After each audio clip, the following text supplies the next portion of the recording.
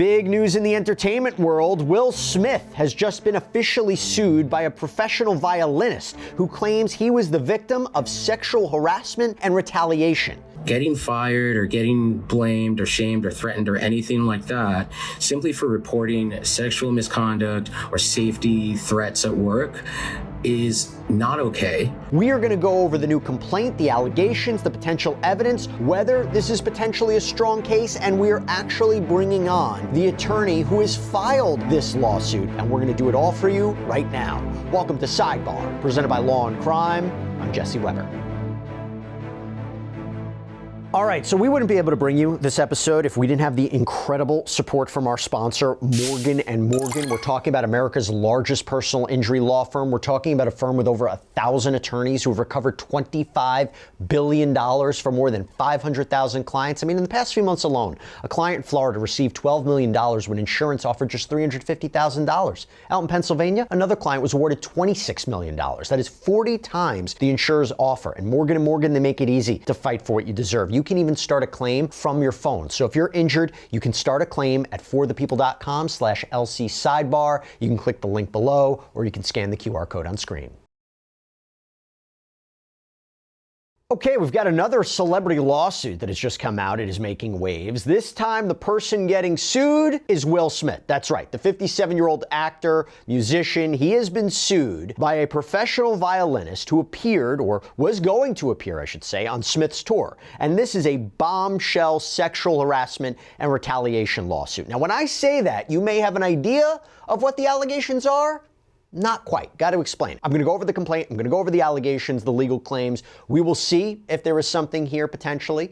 And remember, these are just allegations at this point. Smith has a right to defend himself. Nothing has been proven in a court of law. He has not been held liable. But we have to lay out what's here in this complaint. So first, I should tell you who's bringing this lawsuit. And that's interesting. This is a lawsuit that was filed out in California State Court on behalf of Brian King Joseph. Now, before I get into what he alleges, first thing to note, his attorney, so the one filing this lawsuit on his behalf, is Jonathan Delshad. We just talked about him a few days ago because Delshad brought those lawsuits against actor and producer Tyler Perry on behalf of two men who claim they were sexually assaulted by Tyler Perry. We're talking about Mario Rodriguez. That lawsuit that was just filed only days ago, we broke down the entire thing on a previous episode of Sidebar. You can go check it out.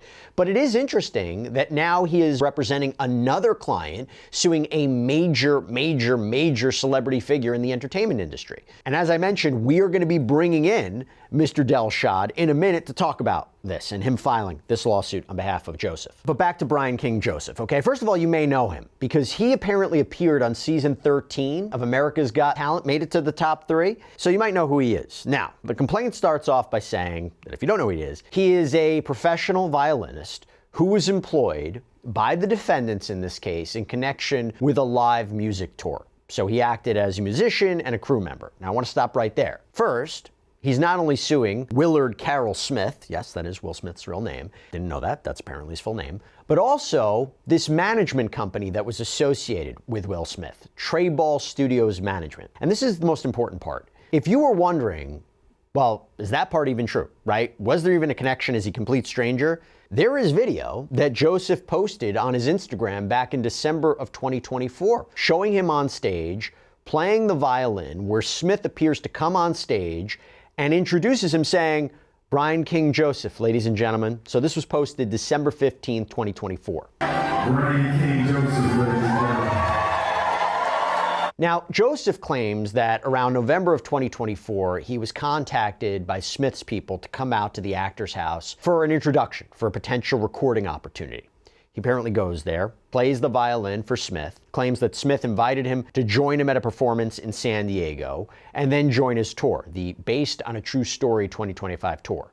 And he claims he played at that San Diego show, which, by the way, that video that I just mentioned seems to be from, because Joseph, in the caption to that, posts, "Still pinching myself, 2 sold-out nights with the one and only Will Smith at the Observatory North Park," which is in San Diego. So anyway, he claims that Smith wanted him to become more involved in the performances, that he was a valued member of the team, that he wanted to provide him more stage time, that he even invited Joseph to play on Smith's tracks. And this is where Joseph claims that Smith said to him, quote, "You and I have such a special connection that I don't have with anyone else." And apparently more things to that effect. Keep that in mind. Now, this next part is very important for the legal case, okay? So Joseph claims that he was provided information about the upcoming global tour that he would be a part of, or seemingly would be a part of, that would last for several months, and quote, in reliance, important legal phrase there, in reliance of that tour, Joseph allegedly told Smith's representatives that he's going to be spending all this money, thousands of dollars for more music equipment, medication, and other things that he's going to need for the tour. Fast forward, March of 2025. This is the key month. So Joseph claims that he joined Will Smith for the Las Vegas part of the tour, and that all the hotel rooms for him and the crew, they were booked by the defendants. That no one besides the crew or hotel staff had access to his room. And he claims that he left his bag in the van that was moving the crew around from place to place. And when he asked management to get his bag at 3 p.m., management claims they couldn't find it. But then 2 hours later, they allegedly came back with the bag. They found it. So then Joseph claims on the night of March 20th, he goes back to his hotel room and claims there was, quote, evidence that someone had, quote, unlawfully been in his room. He claims hotel security checked it out, said there were no signs of forced entry, meaning no one broke in, that the only people who would have been in there were supposedly Smith's management team. And if you're wondering, how can he prove this? Well, Joseph claims this was documented by phone calls between him and hotel security. So obviously, they would subpoena the phone records through the course of discovery, right, if this case advances. Now, I'm going to read you this next part from the complaint verbatim, because you may also be asking, well, how does he know that someone was in his room? Quote, the evidence included a handwritten note addressed to plaintiff by name, which read, Brian, I'll be back no later 5:30, just us, drawn heart, stone F. Among the remaining belongings were wipes, a beer bottle, a red backpack, a bottle of HIV medication with another individual's name, an earring, and hospital discharge paperwork belonging to a person unbeknownst to plaintiff. Plaintiff feared that an unknown individual would soon return to his room to engage in sexual acts with plaintiff. Now, Joseph claims that he immediately notified security and Smith's team about what had happened, quote, obtained photo documentation, so not sure if that means he took photos of the note and these items, because obviously that would be very important for his case, that he changed rooms and called the non-emergency police line as well. So if he can prove that all of that happened, and there are police and hotel records to confirm that, that is going to be very important. Now, I will say real quick, okay, a couple of questions. Who is Stone F?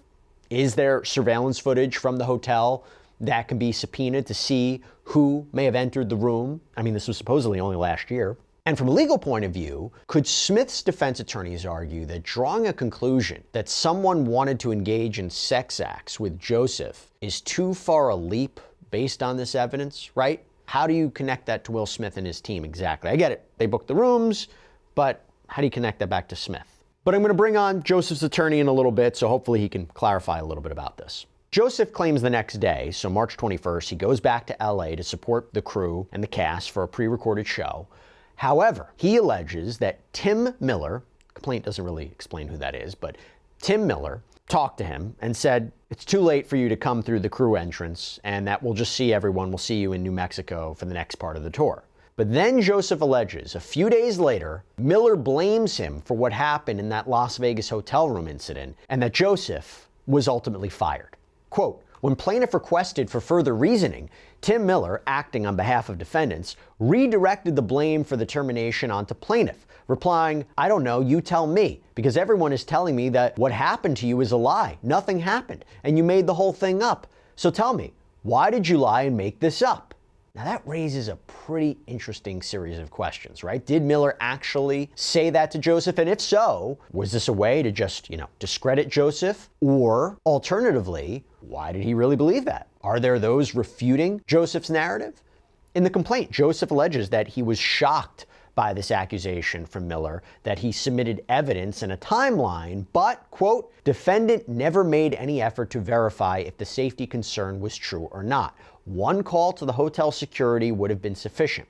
Instead, defendant was intent on firing plaintiff because he reported the attempted sexual assault. Miller also indicated in person and via email that the tour was, quote, moving in a different direction, which was part of the reason for plaintiff's termination. However, following plaintiff's report and termination, defendant hired another violinist to assume the same position on the tour. This hiring strongly suggested that defendant's stated reason for the termination was pretextual.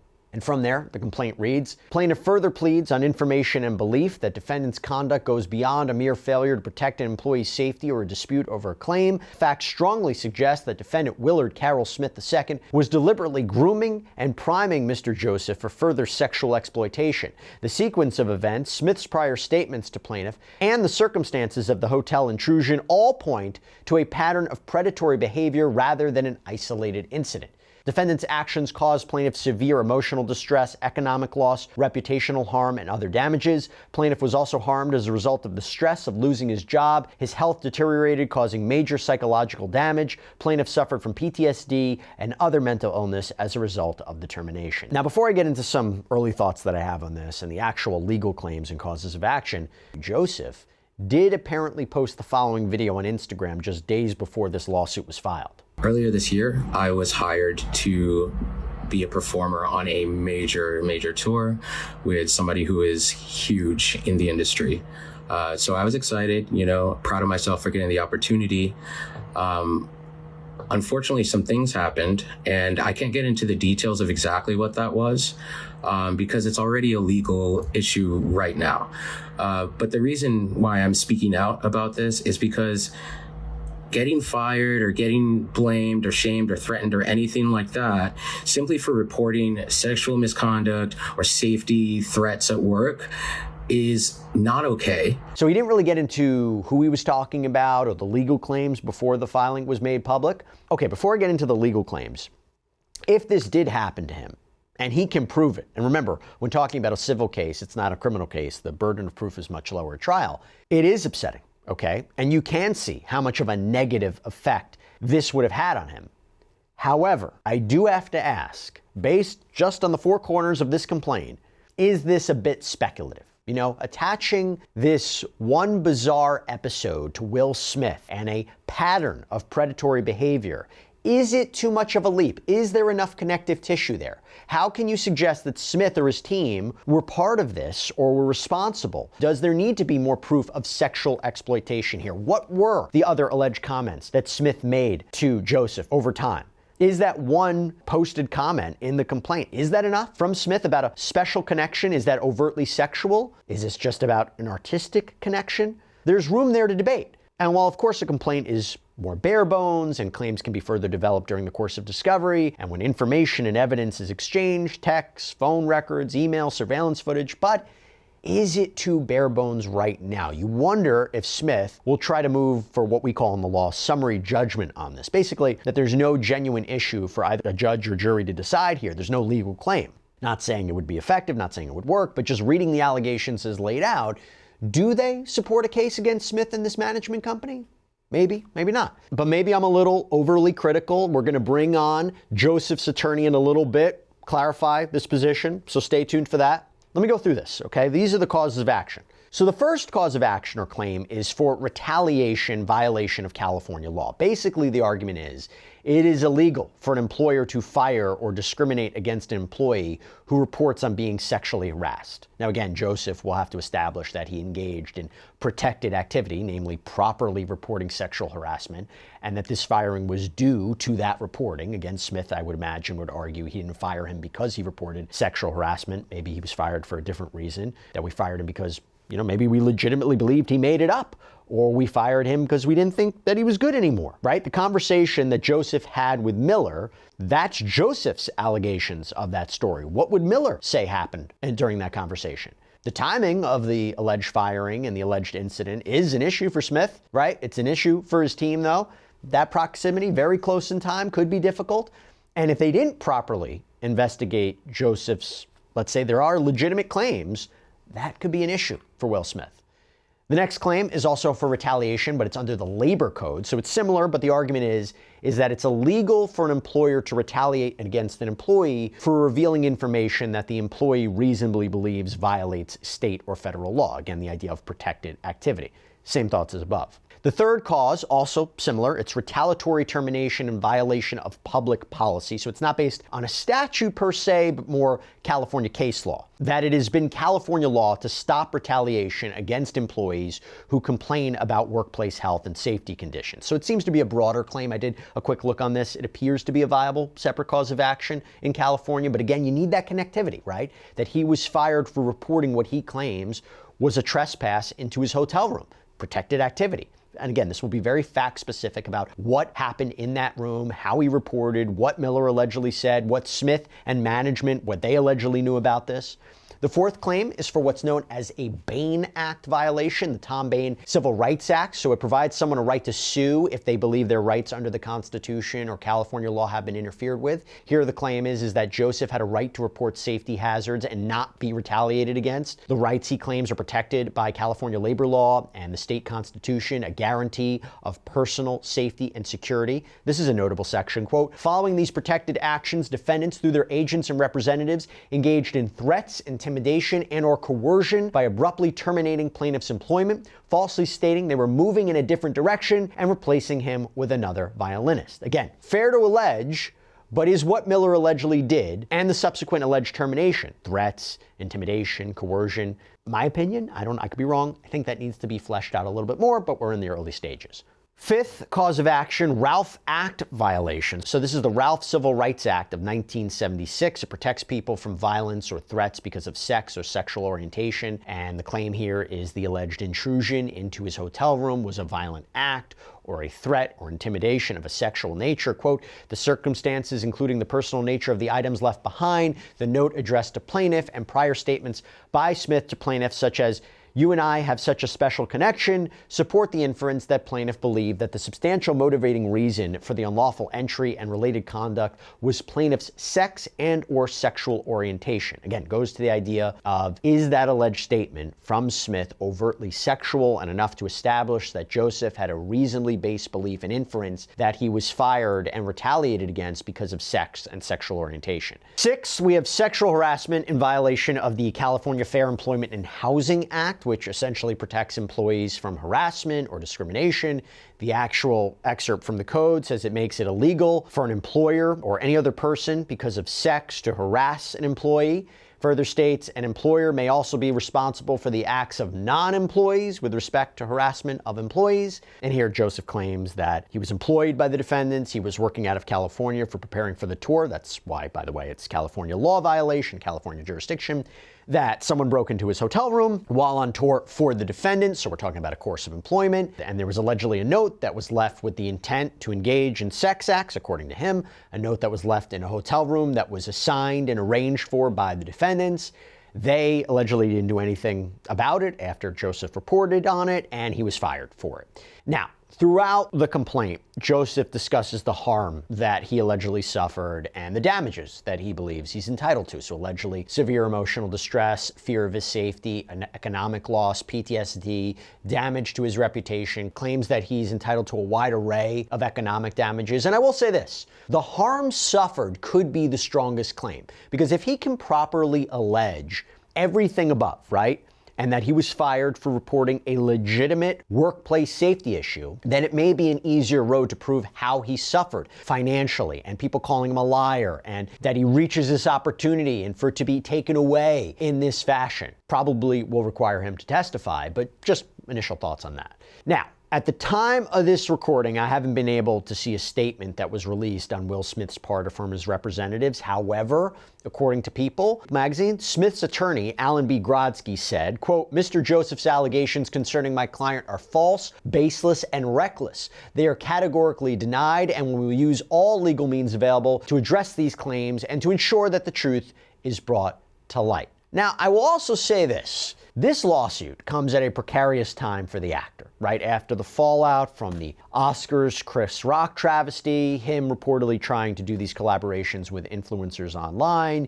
You do wonder if his side will say, you know what? Joseph launches this lawsuit out of all times right now. There's a strong chance that he'll accuse Joseph of instituting this lawsuit at a time when Will Smith's career reputation may have taken a bit of a hit, so it's like piling on. I mean, on top of this, remember, this lawsuit comes in the wake of Will Smith's wife, Jada Pinkett Smith, being sued in a $3 million lawsuit by her former associate, who alleges that she threatened him and demanded he sign an NDA. So the timing here is very important. It always will go to issues of credibility. Let's see how it plays out. Okay, so now I want to break this down a little bit further with the attorney who is representing Mr. Joseph and who has filed this lawsuit on his behalf, Jonathan Delshad. Thank you so much for taking the time. Really, really appreciate it.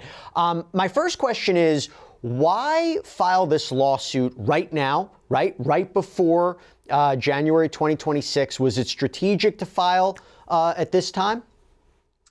You know, it's not a strategic move on this case. The truth is, it's just, I had a little bit of extra time during the end of the year. It's quiet in the office. I'm able to get a lot of more work done without people interrupting me here and there. So, no, I mean, we've been working on this case for quite a while, and it's not a strategic, it wasn't a strategic decision to do it towards the end of the year, but it was more a function of when I had the mental capacity to finish it out, get it done, get it ready, and get it filed. Gotcha. How's your client doing, by the way? I mentioned before that there was a video that he released before the lawsuit was filed, and then afterwards there was an Instagram story where he was talking about the support that he has received. So in the wake of filing this lawsuit and it being publicized, and it's been in the news cycle now for like 24 hours, how's he doing?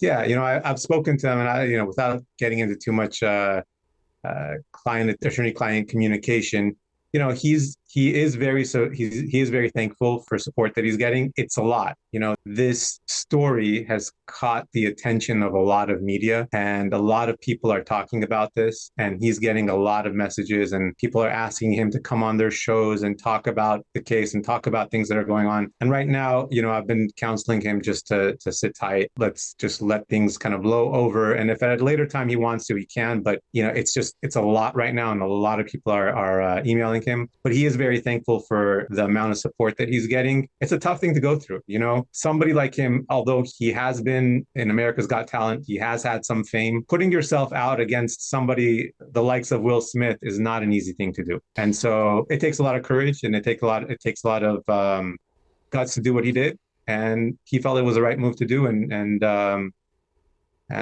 think it is as well.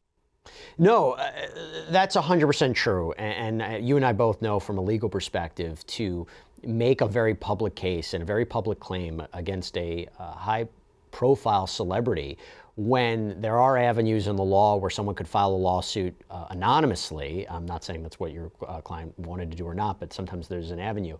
You know, that goes to a clear issue of credibility, and it goes to a clear issue of why do this. I did have a couple of questions for you as I was breaking it down, the lawsuit, and I was hoping you could clarify them. So obviously a part of this lawsuit is narrative, if this goes to trial, is going to be understanding what happened in that hotel room. The part that I'm struggling with and I'm trying to understand is how you connect it back to Will Smith. So on one hand, I understand that it was, you know, the defendants, right? Him and this management company together that were part of booking the rooms for this tour. But the idea of that, what your client claims he found in that room was a form of sexual harassment that was tied back to Will Smith because of a comment that he made, or maybe even a series of comments, even though it seems like there was only one that was listed, and that he, you know, that he was fired because of that. I think that's I'm struggling understanding the connective tissue back to Will Smith. If you could explain it to me. Sure, and I don't want to get ahead of my skis here, because, you know, again, we haven't done discovery.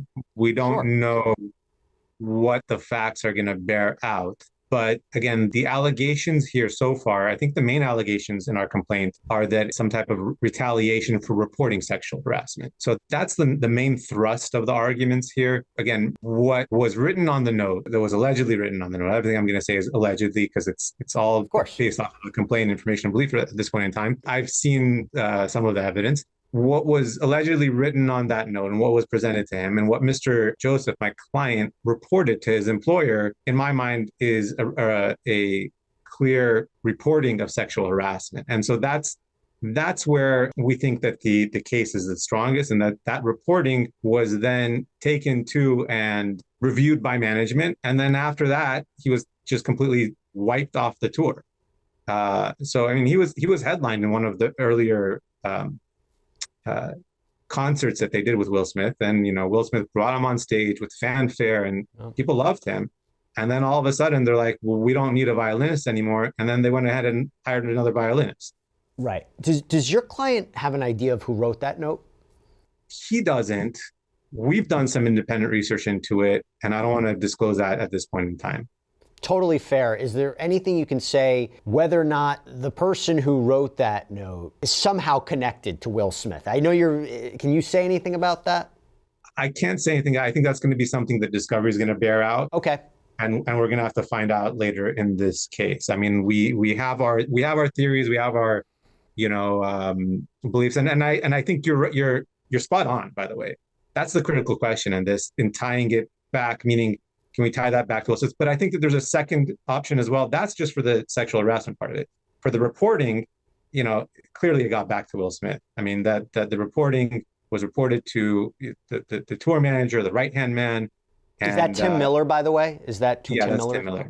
Okay. Right. Yeah. And so that, that's, I assume you're not asking about the retaliation for the reporting. I'm assuming you're asking about, did he know that was in there? And then the question becomes, why is he retaliating for reporting? And that's the critical question here. So I have a meta question. So let me first start with the Tim Miller part, because you brought it up. Based on that perceived alleged conversation, couldn't an argument be, and I understand your argument would be, they didn't even properly investigate his claims. They didn't even look into it. They should have spoken to at least hotel security. That wasn't done. That was the minimum that was required.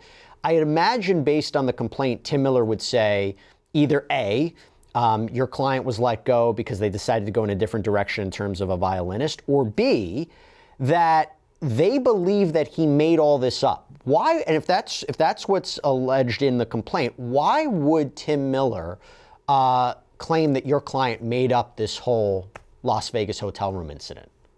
Why would he claim? I have no idea why he would make that claim. I mean, that's something that we're going to have to bear out in discovery. But that's precisely what goes to this concept of pretext, right? When something just doesn't make sense, when you're like looking at typically when an employee is hired to do a job and they're doing it well, the employer is happy with that employee and they want to continue employing them. They're making money off of them. And so at a certain point, if something happens and they just, for weird reasons, let go of the employee, you got to look back at the employer and say, is that the real reason they're doing this? Is there something else going on here?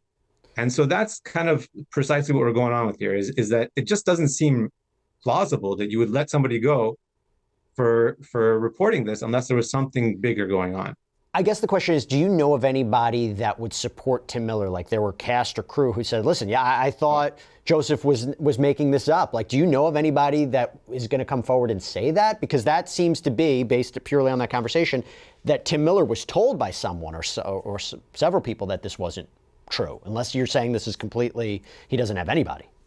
I mean, all Tim Miller would have had to have done was call security at the hotel, and they would have pulled up the cameras, and you would see that it was true.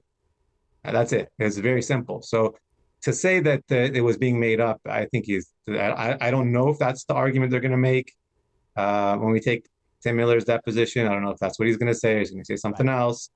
But if that is what he says, I mean, why didn't you just do a quick call to the security department?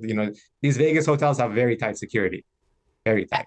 I was going to ask you, did you have an opportunity to review the surveillance footage to see who may have entered your client's room? We know that there's surveillance footage out there. Okay. That's fair. That's fair. I just want to go back to Will Smith for a second. And correct me if I'm wrong, but there was one comment that was listed in the complaint, and this is an overarching claim of sexual harassment. To be clear, is your client alleging that Will Smith ever sexually harassed him or propositioned him in any way? I don't think that's not the claim that's being made in our complaint right now. 100%. But the comment that Will Smith allegedly made to him was put there for a reason. No, it was that comment that he allegedly made, and I believe there was even a reference to other unidentified comments that would give him rise to believe that whatever was left in his hotel room went to this claim of sexual harassment in a way. Right. I think that remains to be seen. I'm not, again, I don't want to get ahead of my skis on that. Those are facts that are going to come out in discovery. And you're asking me to kind of hypothesize on what may have happened in this case. And again, as an attorney, our job is to advocate for our clients, to figure out the facts. At this point, the only side of the story I know is from what my client tells me. Sure. We want to do the discovery. We want to get into the weeds of this case. We want to figure out exactly what happened, who was involved in this. And, there's ways that we can figure that stuff out. And slowly by slowly, as things come out, we're happy to come back on and give you updates and let you know what we found. But I don't want to get ahead of my skis on this stuff. Totally fair. Let me just ask you this. Was there another quoted comment that Will Smith allegedly made to your client that you know about that you could have included in the complaint? Because it was just that one, and I think there was reference to there were other comments that might have been made that were similar to that. Do you know if there were other comments that Will Smith allegedly made to your client in that vein? Again, I'm not trying to be cheeky or anything like that. I actually don't recall if my client told me other things or maybe I wasn't focused on it. It could be that I was made aware of other things and I decided not to put them in there. I wasn't hyper focused on that issue. Just again, because when we're dealing with complaints and sometimes we do leave stuff out of complaints because we want to prove them later. And in California, you don't need to specifically plead every little fact that's involved. So at this point, I don't recall why it was that I maybe only included that one statement. I wish I could give you a better answer than that, but I don't want to. Totally fair. I just was curious. I was just curious. Yeah. What is your client hoping for at this moment? Is his goal to, what is his goal at the end of the day by filing this lawsuit, making this public, potentially taking this to trial? There's multiple causes of action. When you're dealing with these kinds of causes of action, there could be, quite a hefty damages award if this goes to trial. What is he looking for at this point? Look, my client, like all clients, that at the end of the day, they're not the ones who brought this. It's always, a lot of times people ask the plaintiff's client, well, you brought this lawsuit. No, we didn't. When the defendant acts in a certain way that's contrary to the law, the plaintiff has the right to bring a lawsuit to get justice. It's a better system than, other countries have where, justice is fought out with weapons or other things, right? This is the way that he gets to vindicate his right to be free from retaliation in the workplace or be free from sexual harassment in the workplace. These are the ways that he gets to retaliate. So, it wasn't he that made this public. They acted in a certain way towards him, which caused this lawsuit to happen. Now, what does he want? Like all clients, they want justice, right? They want whatever the law thinks is fair for them. And so in this case, we didn't even put a dollar figure in the complaint. We want the jury to decide on their own what they think that his damages were. And whatever his damages were, that's what he's looking for. I mean, he's not looking to hurt Will Smith or cause him any more unnecessary pain or suffering or anything like that. But at the end of the day, he wants justice for what happened to him. He had a career trajectory that was looking really good when he got hired for this tour, and everything went sour as soon as he reported this issue. So that's kind of, how do you make him whole? How do you come up with that number?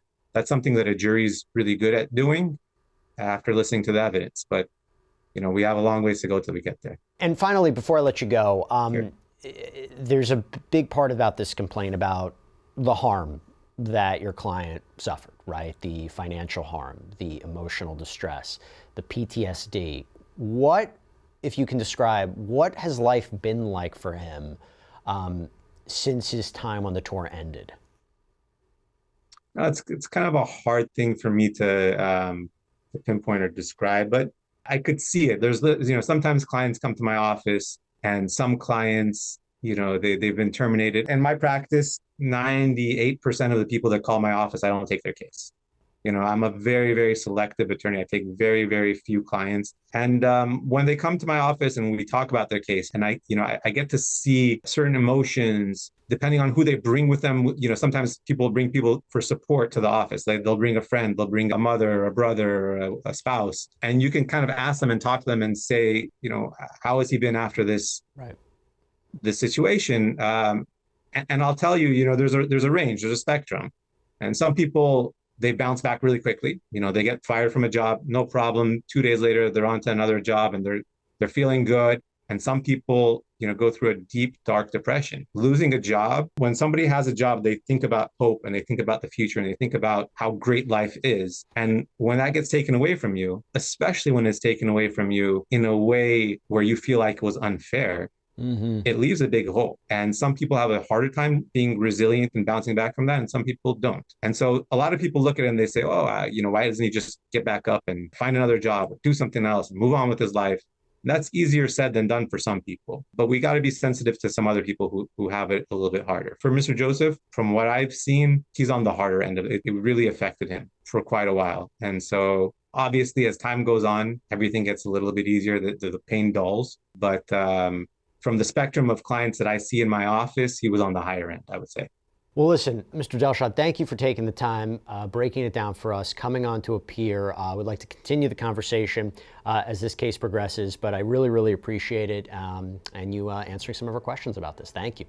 It's my pleasure. I appreciate it. Thank you for having me.